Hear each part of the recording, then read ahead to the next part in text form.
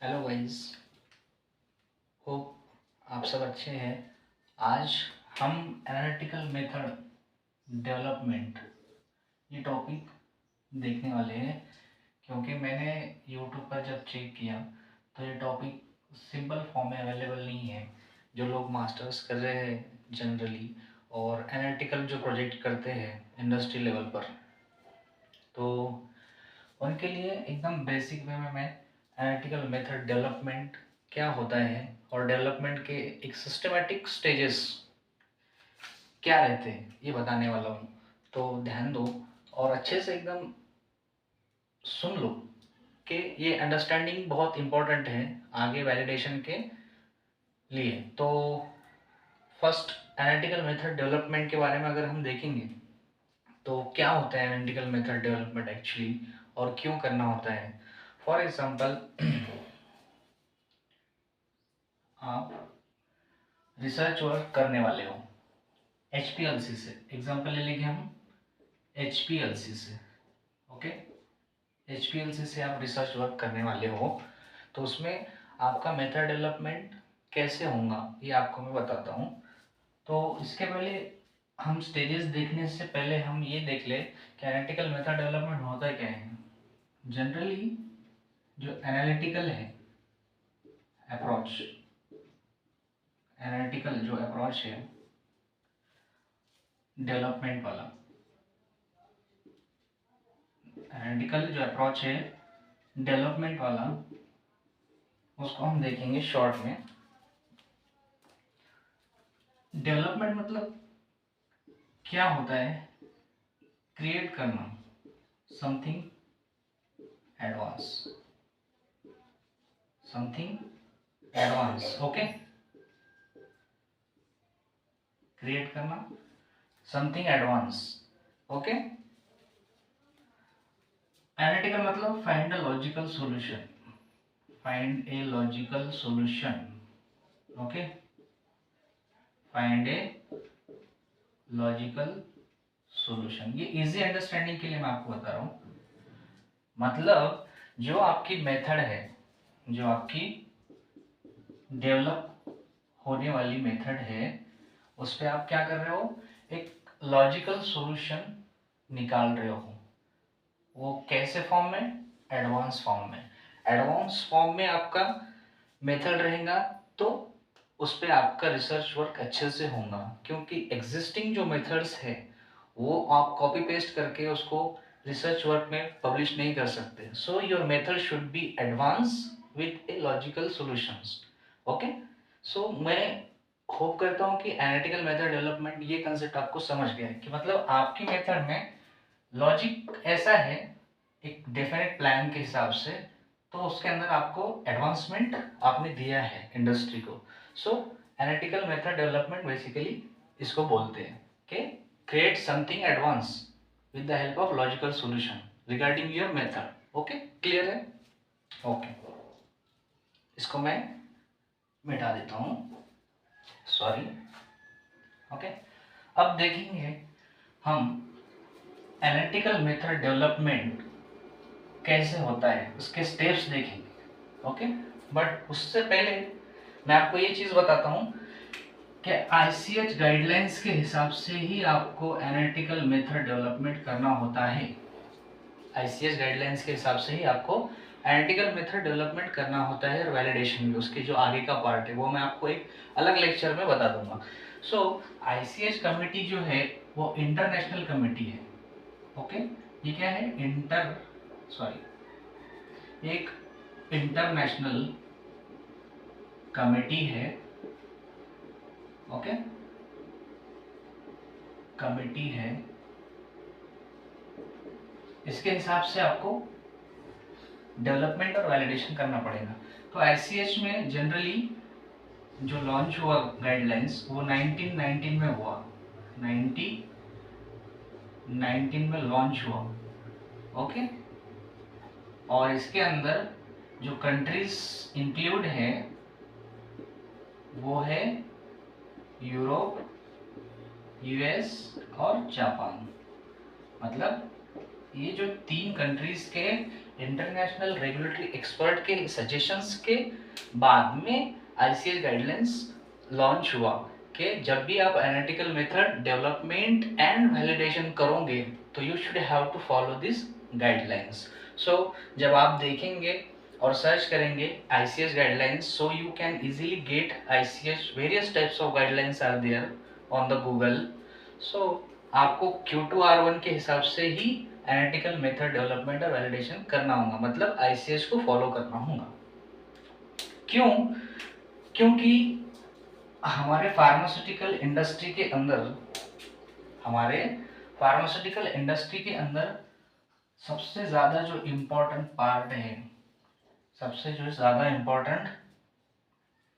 Part है, वो है क्वालिटी। वो क्या है? क्वालिटी है।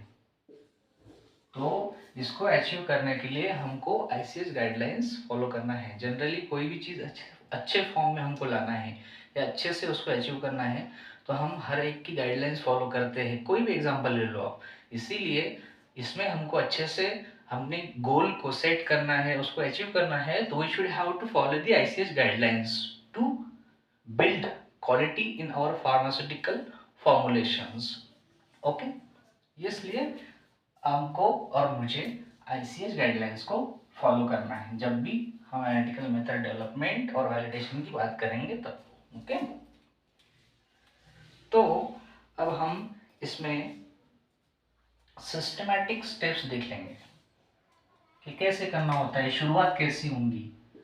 ओके, सिस्टमैटिक स्टेप्स देख लेंगे इसके मेथड डेवलपमेंट के। ओके, सिस्टमैटिक स्टेप्स देख लेंगे मेथड डेवलपमेंट के। फर्स्ट, आपको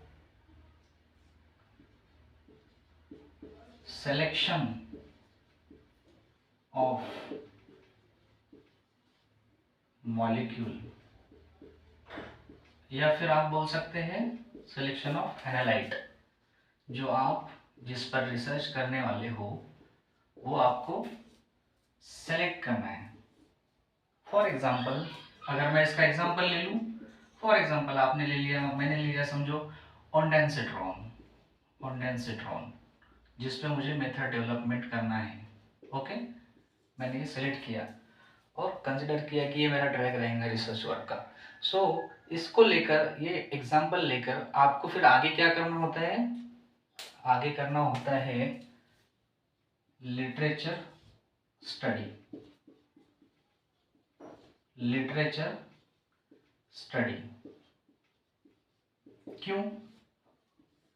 क्यों करना होता है लिटरेचर स्टडी? क्योंकि आपका जो सेलेक्टेड मॉलिक्यूल और एनालाइट ऑफ इंटरेस्ट है, जिस पे आप रिसर्च वर्क करने वाले हो, जिस पे आप एनालिटिकल मेथड डेवलपमेंट और वैलिडेशन करने वाले हो, उस पे आपको सेकंड पॉइंट है लिटरेचर स्टडी करना। क्योंकि आपको ये पता चले कि इसके अंदर जो आप सेलेक्ट किया हुआ मॉलिक्यूल है, फॉर एग्जांपल मैंने लिया ओंडेनसिट्रॉन, तो ओंडेनसिट्रॉन पे कितना मेथड एग्जिस्ट है, इसलिए आपको लिटरेचर स्टडी करना है। With the help of HPLC कितना मेथड ऑलरेडी डेवलप हुआ है और मैं क्या चेंजेस करके मेरी मेथड को ऑप्टिमाइज करके मैं डेवलप कर सकता हूँ, इसलिए आपको सेकंड पॉइंट है लिटरेचर स्टडी करना है। तो आपको एग्जिस्टिंग मेथड इसमें पता चल जाएंगे। क्या चलेंगे? एग्जिस्टिंग मेथड कितने हैं वो पता चल जाएंगे। तो आप इसके लिए डाउनलोड करेंगे रिसर्च पेपर्स अलग अलग जर्नल से, तो आपको पता चल जाएगा एग्जिस्टिंग मेथड इस पर कितने हैं ऑलरेडी और मैं क्या कौन सी मेथड नई न्यू फॉर्म में इस पर डेवलप कर सकता हूँ। ओके, और उसके बाद आपको ये पता चल जाएगा कि पॉसिबल, या फिर अपन ऐसे भी बोल सकते हैं कि लाइकली कौन सी मेथड, विच मेथड हम डेवलप कर सकते हैं। ओके, इस पर, इसलिए आपको लिटरेचर स्टडी करना है। और उसके बाद आपने देख लिया कि कितने एग्जिस्टिंग मेथड है और मैं कौन सी पॉसिबल और लाइकली मेथड इस पर डेवलप कर सकता हूँ। फॉर एग्जांपल, आपने 25 पेपर्स ऑनलाइन डाउनलोड कर लिए, और उसमें मैं जस्ट एग्जांपल बता रहा हूँ अंडरस्टैंडिंग के लिए। 25 पेपर्स आपने डाउनलोड कर लिए, ओके, और उसमें आपको मेन फोकस करना है क्रोमेटोग्राफिक पैरामीटर्स पे, क्रोमेटोग्राफिक पैरामीटर्स पे।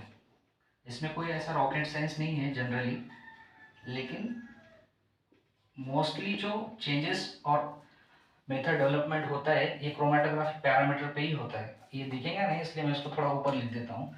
क्रोमेटोग्राफिक पैरामीटर्स पे ही आपको फोकस करना है लिटरेचर स्टडी के अंदर। तो उसमें आप जनरली क्या देखेंगे, जनरली उसमें आप देखेंगे क्रोमेटोग्राफिक पैरामीटर्स में आप मोबाइल फेस देखेंगे, मोबाइल फेस देखेंगे, एग्जिस्टिंग मेथड के मोबाइल फेस देखेंगे, रन टाइम देखेंगे, ओके, उसका कॉलम कौन सा यूज्ड हुआ वो देखेंगे, ओके, और उसके अंदर इल्यूशन मोड क्या था वो देखेंगे, ओके, उसके अंदर रिटेंशन टाइम कितना था ये देखेंगे ड्रग का, ओके। तो ये आप फोकस करेंगे क्रोमेटोग्राफिक पैरामीटर्स पे लिटरेचर स्टडी में, एग्जिस्टिंग मेथड में। फॉर एग्जांपल मान लो इतने क्रोमेटोग्राफिक पैरामीटर में से मैंने मोबाइल फेस पे ज़्यादा फोकस किया, और मोबाइल फेस मुझे सबके अंदर ऐसा मतलब दिखाई दिया कि सबके अंदर पूरे पेपर्स के अंदर मोबाइल फेस जो यूज़ हुआ है वो एशियन मिथेनॉल, एशियन वाटर और ओपीए एशियन ऐसा ही यूज़ हुआ है। तो आपने क्या सोचा कि मैं फिर क्या कर लेता हूँ, मोबाइल फेस पे मेथड डेवलपमेंट कर लेता हूँ। और भी पैरामीटर्स होंगे जिस पे आप ध्यान देंगे, run time, retention time. Run time हो सकता है पूरे मेथड्स में 15 मिनट से किसका भी रन टाइम कम नहीं है, तो आपने रन टाइम 10 मिनट बना लिया आपके मेथड का, तो वो एक एडवांस मेथड हो गई।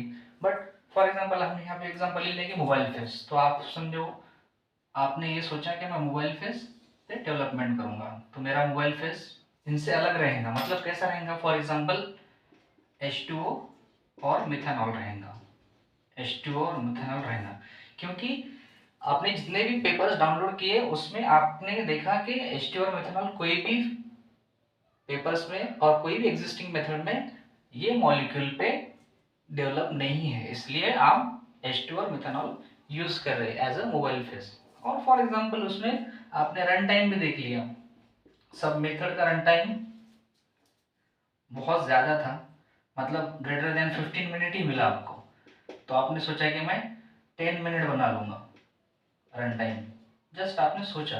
तो ये आपके क्या है, डेवलपमेंट गोल है, डेवलपमेंट गोल है मेथड के, ओके। इतना समझ में आ गया आपको कि सिलेक्शन ऑफ मॉलिक्यूल होने के बाद में लिटरेचर स्टडी में हमको क्या क्या करना होता है। होप आपको इतना क्लियर है। उसके बाद हम क्या करेंगे, उसके बाद हम जो करेंगे लिटरेचर स्टडी में ही बाकी की भी आप चीज़ें कर लेंगे और करना है, तो आपको फिर उसका आपके ड्रग का क्या करना है, एक मिनट ना, आपके ड्रग का आपको solubility profile, okay, solubility profile और एनालिटिकल प्रोफाइल, ये लिटरेचर्स के जरिए से ही आपको मालूम कर लेना है कि क्या है। तो सोल्यूबिलिटी प्रोफाइल में अब ये देखेंगे कि मेरा ड्रग कौन से सॉल्वेंट्स में सोल्यूबल है, उसमें आप वाटर लो, मिथेनॉल लो, एसीटोनाइट्राइल लो, ओके, और जो भी ऑर्गेनिक सॉल्वेंट्स से आप ले सकते हैं, ओके। तो एज पर यूएसपी चार्ट आपको सोल्यूबिलिटी प्रोफाइल आपके ड्रग का चेक कर लेना है। तो solubility chart USP BP according अगर आप जाएंगे तो आपको सोल्यूबिलिटी प्रोफाइल में जनरली देखने को मिलता है कि जो drug sparingly for example soluble है, जो ड्रग सोल्यूबल है वो सोल्यूबल कब है, जो ड्रग सोल्यूबल, आप तो क्या कर रहे हैं, आप सोल्यूबिलिटी चेक कर रहे हैं आप ड्रग की, आपके ड्रग की, ओके। तो सोल्यूबल कब है, जब आपका ड्रग आपने लिया 1 ग्राम क्वांटिटी में और उसको डिसॉल्व किया उसको डिसॉल्व किया 10 to 30 ml टेस्टिंग सॉल्वेंट में। आपका जो भी टेस्टिंग सॉल्वेंट है वो आप बाद में ऑप्टिमाइज कर लेंगे कि इसमें मेरा सोल्यूबल है, वो आपको पता चल जाएगा। तो आपने क्या किया, 1 ग्राम आपका ड्रग लिया और डिजोल्व किया 10 ml, 11 ml, 12 ml, 13 ml, 15, मतलब रेंज है 10 ml से 30 ml के बीच में 1 gram quantity of your drug will be dissolve, then as per USP and BP chart your drug is soluble. तो आपकी जो भी टेस्टिंग सॉल्वेंट है आप ले लो, बट आपका ड्रग क्या चाहिए, एटलीस्ट सोल्यूबल चाहिए। क्यों चाहिए, क्योंकि आपका ड्रग सोल्यूबल नहीं होगा तो एक्सट्रैक्शन अच्छे से नहीं होगा, यानी कि क्रोमेटोग्राफी आपको, आपकी जो क्रोमेटोग्राफी की गोल है वो अचीव नहीं होंगे। इसलिए हमको सोल्यूबिलिटी उसकी इस तरह यूएसपी और बीपी चार्ट को रेफर करके मालूम करना है। ओके उसके बाद हम सेकंड पॉइंट पे बढ़ते हैं, वो है एनालिटिकल प्रोफाइल। ये भी आप लिटरेचर स्टडी में इजीली फाइंड आउट कर पाएंगे। इसके अंदर आपको पीकेए और मेल्टिंग पॉइंट, पीकेए और मेल्टिंग पॉइंट पता करना है थ्योरेटिकली कि आपके ड्रग का पीकेए क्या है और मेल्टिंग पॉइंट क्या है। क्यों, क्योंकि आपके ड्रग का मतलब आपने जो ड्रग लिया ओंडानसेट्रोन, ओके, तो उसका अगर पीकेए फॉर एग्जांपल 4.5 है पीकेए, तो आप जब भी डाइल्यूएंट और मोबाइल फेस सेलेक्ट करेंगे तो ये जो पीके वैल्यू है इसको आपको ध्यान में रखना है कि मेरे ड्रग की पीके वैल्यू 4.5 है। प्रैक्टिकली ये जो कंसेप्ट है वो अलग होते हैं, थ्योरेटिकली मैं बता रहा हूँ। तो आपने जस्ट ध्यान में रखा, रिमेंबर रखा ये पॉइंट कि मेरे ड्रग का पीके कितना है 4.5 है, तो your diluent your mobile face pH कैसा होना चाहिए, इसके आगे पीछे होना चाहिए।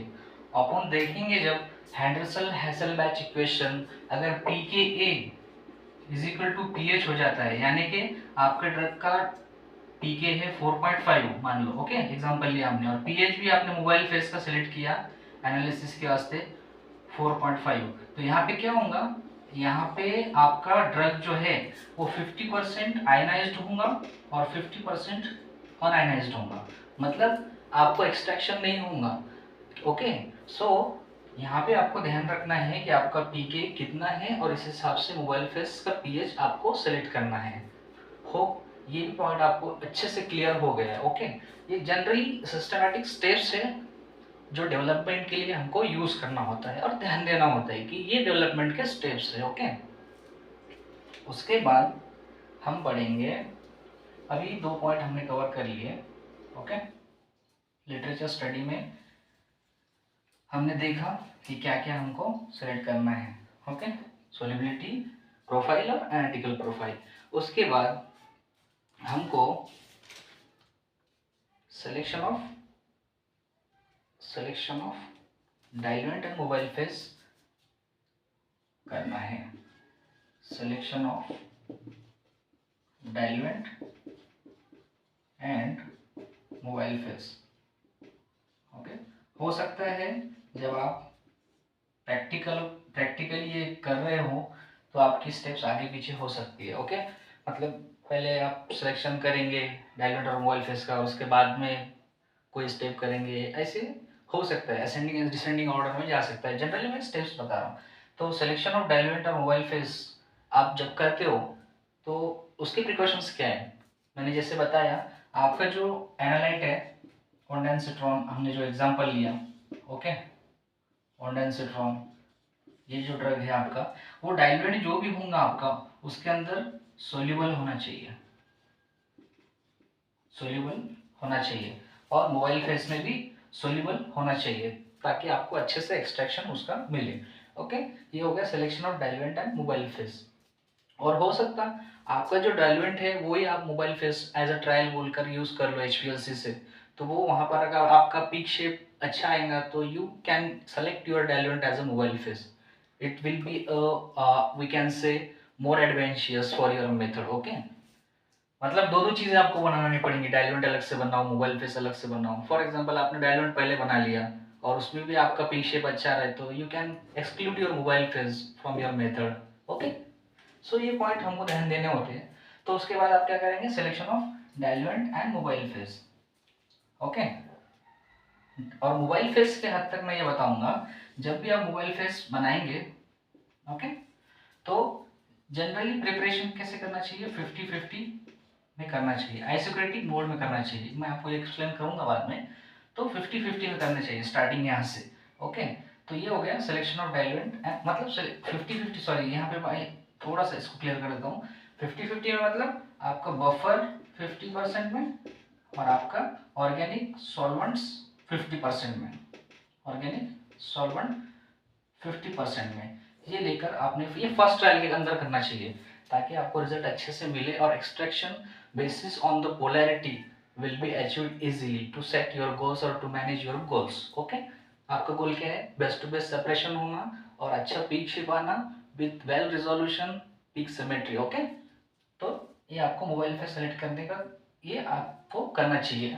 प्रोपोर्शन जो है वो आइसोक्रेटिक फर्स्ट ट्रायल में रखना चाहिए। मैं आपको अगर जरूरत गिरी तो नेक्स्ट स्टेप में मैं उसको एक्सटेंड कर लूंगा। ये हो गया third point, selection of diluent and mobile phase. उसके बाद हम देखेंगे fourth point, selection of lambda max, selection of lambda max, maximum absorbance at a particular wavelength. Okay, तो इसमें आपको यूवी पहले आप ले लो, यूवी आप एचयूएलसी पे गए नहीं अभी। ओके, आप डेवलपमेंट स्टेट पे कहाँ है, और लैम्डा आपका यूवी के जरिए से आपको अभी तक आपका मैक्सिमम वेवलेंथ ही पता नहीं चला। जब आपको मैक्सिमम वेवलेंथ जहाँ पर आपका 100% एब्जॉर्बेंस यानी कि मैक्सिमम एब्जॉर्बेंस है एक पर्टिकुलर वेवलेंथ पे, वो पता चलेगा तो ही आप उस रेंज को लेकर, वेवलेंथ को लेकर आप डिटेक्टर पे जाओगे। तो फिर आपका नेक्स्ट स्टेप रहेगा सिलेक्शन ऑफ डिटेक्टर और कॉलम जो भी। ओके, तो आपको सिलेक्शन ऑफ लैम्डा मैक्स करना है। मतलब क्या करना है, आपका जो ड्रग है इसके अंदर यूवी पे जाना है आपको, और आपका जो ड्रग है, ओके, जो मॉलिक्यूल है आपका, फॉर एग्जांपल ये आपका मॉलिक्यूल है ओंडानसिट्रॉन। ओके, आपने इसको फॉर एग्जांपल 100 ml सॉल्वेंट्स में यानी कि आपके डाइल्यूट में, सेलेक्टेड डाइल्यूट में इसको मिक्स किया प्रॉपरली, और आपने यहाँ पे लिया, समझ लो मैं एग्जांपल बता देता हूँ आपको। जनरली आपने लिया 10 mg, ये कितना लिया आपका ड्रग ओंडानसिट्रॉन 10 mg लिया, और इसको आपने 100 ml में ऐड किया, तो ये आपका पीपीएम कितना हो गया, 100 पीपीएम, 100 पीपीएम हो गया। बट 100 पीपीएम के अंदर अगर यूवी पर आपको लैम्डा मैक्स निकालते वक्त आपका पीक शेप थोड़ा सा ब्रॉड आ रहा है, तो you can change your dilution to further. Okay, so इसमें से आप फॉर एग्जांपल फिर से 2 ml पीपेट आउट करो, इसमें से 2 ml पिपेट आउट करो और उसको 100 ml में ऐड कर दो आपके डायल्यूट में, तो वो कितना हो जाएगा 20 ppm, कितना हो जाएगा 20 ppm। तो फिर फॉर एग्जांपल 100 ppm पे आपका पीक ब्रॉड आ रहा था, उसके अंदर आपका गुड पीक शेप नहीं था, बेस्ट टू बेस्ट सेपरेशन नहीं था, तो हो सकता है कि 20 ppm पे आपका पीक शेप बहुत अच्छे से आ जाए। So your 20 ppm at 20 ppm good peak shape, optimized peak shape will be your lambda max, मतलब एक ऐसा अच्छा वाला एब्जॉर्बेंस एक पर्टिकुलर वेवलेंथ पे जो कि आपके पीक शेप को अच्छे से दे रहा है। सो ये लैम्डा मैक्स आपका सेलेक्ट हो गया। मतलब फॉर एग्जांपल मान लो कि कितने नैनोमीटर पे मिला आपको, ये 240 नैनोमीटर पे मिल गया, 240 नैनोमीटर पे मिल गया। तो ये वेवलेंथ आप कांस्टेंट रखोगे मेथड डेवलपमेंट और वैलिडेशन होने तक, तो आपका क्या है वेवलेंथ 240 नैनोमीटर। मतलब जब आप HPLC पे जाओगे तो आपकी वैल्यू कितनी डालोगे, 240 नैनोमीटर। ओके, इतना समझ में आ गया। सिलेक्शन ऑफ लैम्बडा मैक्स भी हो गया इसमें, selection of wavelength. Okay, selection of wavelength हो गया। उसके बाद में 4 पॉइंट हो गए। मुझे लगता है नीचे अगर मैं जाऊंगा तो पॉइंट्स आपको दिखेंगे नहीं, बट वी कैन ट्राई, यहाँ तक कर लेंगे। उसके बाद ऊपर का मिटाकर हम फिर से लिख लेंगे। Okay, selection of lambda max के बाद आपको mode of chromatography, mode of chromatography पे जाना है। मोड ऑफ क्रोमेटोग्राफी पे जाना है। कितने पॉइंट हो गए हमारे, 1 2 3 4 5, ये 5th point, mode of chromatography पे जाना है। मैं एक काम करता हूँ, ये पॉइंट्स इधर साइड में थोड़े से शॉर्ट में लिख देता हूँ ताकि अपने को पता चले हमने कितने पॉइंट कवर किए। Selection of molecule,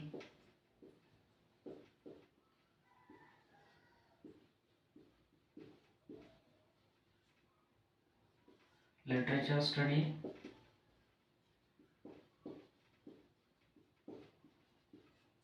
third selection of diluent and mobile phase,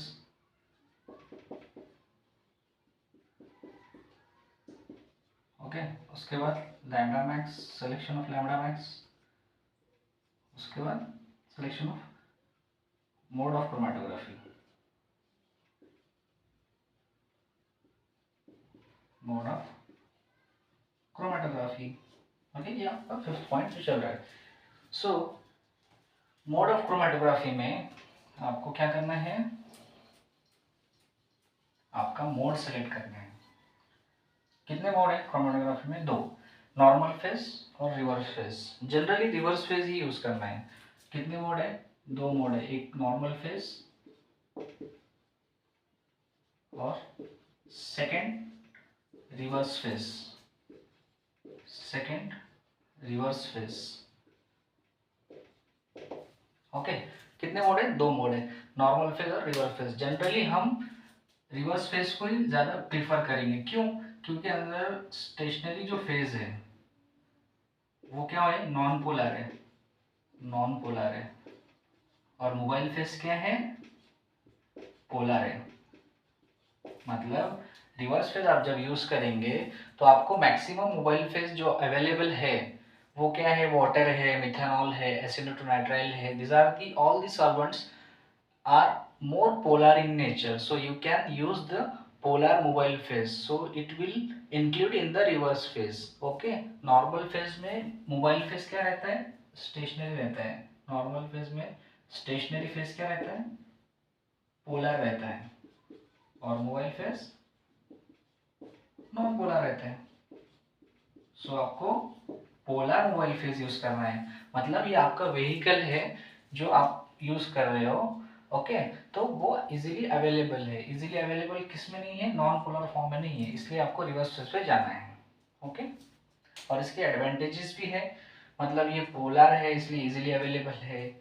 और एनवायरनमेंट के लिए जो हम बोलते हैं ना डिसएडवांटेजेस, वो भी बहुत कम है अगर आप मोबाइल फेज पोलर यूज कर रहे हैं इसलिए। सो रिवर्स फेज आपको प्रीफर करना है।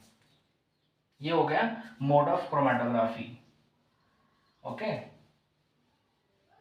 ये हो गया मोड ऑफ क्रोमेटोग्राफी। उसके बाद आपको सिलेक्शन ऑफ कॉलम करना है। 6, selection of column, selection of column. मतलब सिलेक्शन ऑफ कॉलम में, सिलेक्शन ऑफ कॉलम में आप डेवलपमेंट के स्टेज पे कौन सा भी कॉलम ले लो, C18 low, C8 low. Okay, it will okay. Practical approach जब आप यूज करते हैं स्टेशनरी सॉरी कॉलम C18 वाला, C8 वाला, तो वहाँ पे रिस्पॉन्स कुछ अलग ही आते हैं। लेकिन आपका गोल, आपको सेट जो किया हुआ है उसको अचीव करना है। मेरा गोल क्या है, best to best separation with good peak shape. तो आप कॉलम कौन सा भी ले लो, ट्रायल्स की जो भी मोबाइल फेज डाइल्यूएंट्स है, मोबाइल फेज में आपके अलग अलग प्रोपोर्शंस है, organic modifier with the help of buffer, so you can change that. So आपका कॉलम में जहाँ पे आपको ऐसा रिस्पॉन्स आया, जैसे आपको बहुत अच्छे से रिस्पॉन्स आ गया, तो वो आपकी फाइनल मेथड है, वो आपकी ऑप्टिमाइज मेथड है। सो वो कॉलम आपको सेलेक्ट कर लेना है। ओके, तो ये हो गया सिलेक्शन ऑफ कॉलम। आप ट्रायल कर रहे हो, डेवलपमेंट कर रहे हो, मतलब ट्रायल कर रहे हो, तो इसमें आप बहुत सारे चेंजेस करते हो। पीएच चेंज कर सकते हो मोबाइल फेस का, ओके, कॉलम चेंज कर सकते हो, अलग अलग ट्रायल करना है। और ये देखना है कि कौन से कॉलम पे, कौन से पीएच ऑफ मोबाइल फेस पे हमारा पिक शेप एकदम गुड शेप में आ रहा है। ओके, नॉइज नहीं है, बेस्ट टू बेस्ट सेपरेशन अच्छा है, प्लेट काउंट मैच हो रहा है, विद इन अ लिमिट है। ओके, सभी ये सारी चीज़ें आपकी गोल के हिसाब से अचीव होंगी, तो you can use that things. Okay, for example column, mobile face pH. Okay, समझ में आ गया selection of column. Selection of column के बाद हम देखेंगे selection of detector, 7 point development वाला स्टेज का। Selection of detector, selection of detector. Generally जो एकेडमिक लेवल होता है ना, कॉलेज, तो वहाँ पर डिटेक्टर जो अवेलेबल होते हैं ना, जनरली वो यूवी वाले ही होते हैं मोस्टली। होंगे बहुत से कॉलेज में PDA detector, mass spectrometry, but बहुत से कॉलेज में यूवी डिटेक्टर ही होते हैं। लेकिन हमको जो मेथड डेवलपमेंट करना है एज पर आईसीएस गाइडलाइन करना है, तो हमारा वैलिडेशन का जो फर्स्ट एनालिटिकल कैरेक्टरिस्टिक्स है, स्पेसिफिसिटी, तो वो हम यूवी डिटेक्टर पे नहीं कर सकते, इसलिए हमको इसको नहीं यूज करना है। हमको यूज करना है पीडीए या फिर मास स्पेक्ट्रोमेट्री डिटेक्टर।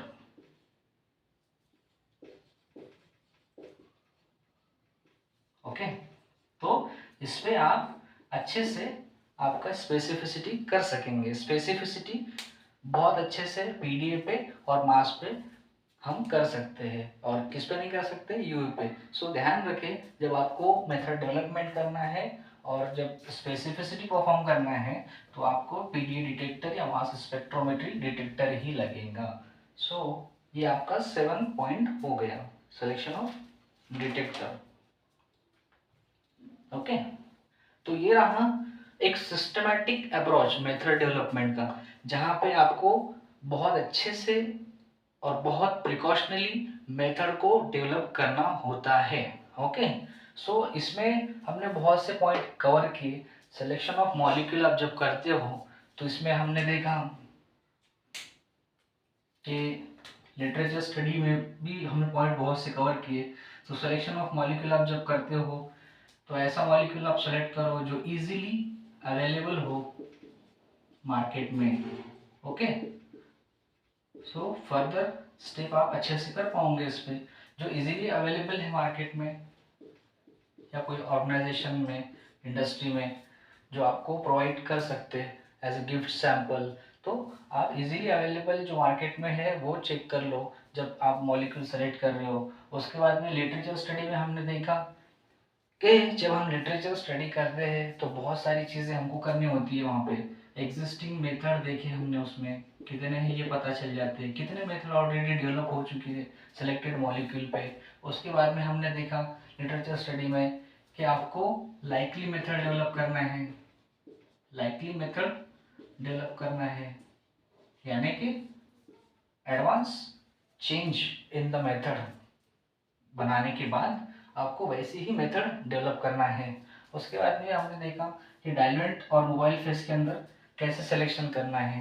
डाइल्यूएंट और मोबाइल फेस के अंदर हमको जो सेलेक्ट करना है, वो मेन इंपॉर्टेंट जो है आपकी जो एनालाइट है सॉरी, आपका जो एनालाइट है वो आपके डाइल्यूएंट में अच्छे से एकदम प्रॉपरली सोल्यूबल होना चाहिए, ताकि आपको अच्छे से बेटर पीक सेपरेशन मिले। और मोबाइल फेस का पीके पीएच रिलेशन भी देखा कि आपके जो एनालाइट ऑफ इंटरेस्ट का पीके है वही पीएच सेम नहीं होना चाहिए मोबाइल फेस का, क्योंकि आपको एक्सट्रैक्शन नहीं मिलेगा, उसके एक्सट्रैक्शन जो इफिशियंसी है वो कम हो जाएंगी अगर आपके ड्रग का पीके और मोबाइल फेस का पीएच सेम होगा। तो ये भी देखा। उसके बाद सिलेक्शन ऑफ लैम्डा मैक्स में हमने देखा कि with the help of UV हमको कैसे लैम्डा मैक्स निकालना है, ड्रग लेना है, उसको डाइल्यूट करना है डाइल्यूएंट में। ओके, फॉर एग्जांपल आपने ड्रग लिया था, फॉर एग्जांपल डबल से बताता हूँ, 40 mg लिया, ओके, 100 ml में डाल दिया, ओके, फिर आपका एक कोई तो ppm वाला स्टॉक बन गया, स्टॉक सॉल्यूशन बन गया ये, ओके, स्टॉक सॉल्यूशन बन गया। फिर आपने उसको फर्दर डाइल्यूट किया, ओके, फर्दर डाइल्यूट किया, फर्दर डाइल्यूट किया और बनाया था आपने 20 ppm का फाइनल सॉल्यूशन, ओके। तो ये फाइनल सॉल्यूशन ही एज अ स्टैंडर्ड सॉल्यूशन आप HPLC में जब जाएंगे तो वो as a final standard solution बोल के आप उसको कंसिडर करेंगे। क्यों? क्योंकि जब आपने 40 mg ले लिया, फॉर एग्जांपल 100 ml डाला 40 ppm पे, तो वो आपको अच्छे से पीक शेप नहीं दिया और आपका जो गोल है मेथड का वो वहाँ पे आपको अचीव नहीं हुआ, यानी कि आपके पीक में ब्रॉडनिंग थी और सिमेट्री नहीं थी और टेलिंग वगैरह ज़्यादा थी। फिर उसके बाद में आपने फर्दर डाइल्यूट किया, उसको 20 ppm पे लाया, फिर एक बार यूवी पे चेक किया तो आपको मिला कि एक अच्छा good peak shape with good resolutions and good symmetry with good plate counts, तो आपने इसको फाइनल बना दिया। तो ये आपका फाइनल स्टैंडर्ड सॉल्यूशन रहेगा, ये रहेगा आपका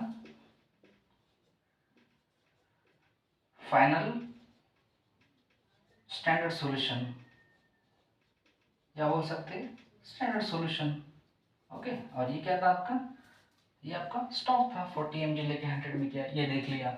फिर आपने मोड ऑफ क्रोमेटी देखा, मोड ऑफ क्रोमेटोग्राफी देखा, उसके अंदर stationary phase and mobile phase, okay, का इसका रोल देखा कि स्टेशनरी फेज और मोबाइल फेज का क्या रोल है नॉर्मल फेज क्रोमेटोग्राफी में और रिवर्स फेज क्रोमेटोग्राफी में, ओके। और फिर देखा कि जनरली रिवर्स फेज ही क्यों प्रीफर करना है, ओके, यहाँ तक क्लियर है।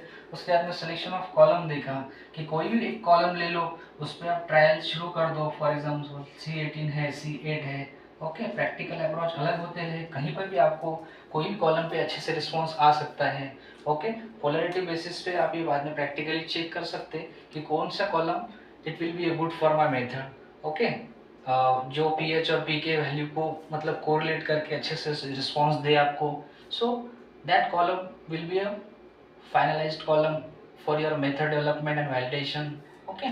उसके बाद में हमने देखा कि selection of detector, selection of detector, इसमें हमने जनरली क्या देखा कि पीडीए डिटेक्टर लो या फिर मास स्पेक्ट्रोमेट्री डिटेक्टर लो, ये दो ही डिटेक्टर बहुत ज़्यादा इंपॉर्टेंट है, क्योंकि स्पेसिफिसिटी हमको पहला जो एनालिटिकल कैरेक्टरिस्टिक्स है आईसीएस गाइडलाइंस के हिसाब से ये अच्छे से करने को मिलेगा। और अगर यू भी लेंगे यहाँ पे तो हमको स्पेसिफिसिटी ही जो पहला कैरेक्टरिस्टिक्स है वो हम नहीं कर सकते, क्योंकि उसके अंदर आपको स्पेसिफिसिटी में और इसके अंदर थोड़ा अगर डीप में बताऊं तो प्यूरिटी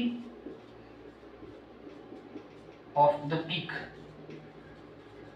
पता चलती है पीडी डिटेक्टर में। स्पेसिफिसिटी का जो एक्सेप्टेंस क्राइटेरिया है peak purity, purity off peak, तो वो पता चलती है, मतलब उसमें आपका जो थ्रेशोल्ड है प्यूरिटी थ्रेशोल्ड, ये आपको जब आप प्रैक्टिकली करेंगे तब चलेगा, पता चलेगा। आपका जो प्यूरिटी थ्रेशोल्ड होता है और पीक प्यूरिटी होता है, sorry peak threshold, purity threshold and purity angle, तो ये आपको पीडी डिटेक्टर में इजीली स्पेसिफिसिटी का एक्सेप्टेंस क्राइटेरिया मिल जाएगा। फॉर एग्जांपल मैं इसको एक बार थोड़ा सा एक्सप्लेन कर लेता हूँ यहाँ पे। अगर आपने ये आपका पीक है स्पेसिफिसिटी, मैं वैलिडेशन जो नेक्स्ट टॉपिक है अपना, तो उसको मैं एकदम अच्छे से एक्सप्लेन करने वाला हूँ कि कितना इंपॉर्टेंट रोल है स्पेसिफिसिटी का, और वैलिडेशन के हर एक एनालिटिकल कैरेक्टरिस्टिक को एक्सप्लेन करूंगा in detail for easy understanding, okay. For example हम ये यूवी पे नहीं कर सकते स्पेसिफिसिटी, सिर्फ पीडीए पे ही कर सकते हैं या फिर मास स्पेक्ट्रोमेट्री डिटेक्टर पे ही कर सकते हैं। क्यों? क्योंकि इसका एक्सेप्टेंस क्राइटेरिया जो है वो है peak purity, okay. So we can use this peak purity only on PD and mass spectrometry detector, okay. यहाँ तक क्लियर है? तो जनरली क्या रहता है उसमें स्पेसिफिसिटी में, आपका ये जो पीक है ना, आपका जो पीक है ओंडानसिट्रॉन का, मैंने अपने को एग्जांपल लिया ना ओंडानसिट्रॉन, तो ये जो ओंडानसिट्रॉन का पीक है आपको मिला तो स्पेसिफिसिटी जब हम परफॉर्म करते हैं तो यहाँ पर सॉफ्टवेयर में ही आपको दिखाई देता है कि पीक प्यूरिटी ये हो गया आपका थ्रेशोल्ड और ये हो गया आपका एंगल। तो ये एक्सेप्टेंस क्राइटेरिया है दोनों। तो प्यूरिटी थ्रेशोल्ड से आपका प्यूरिटी एंगल कम होना चाहिए। क्यों?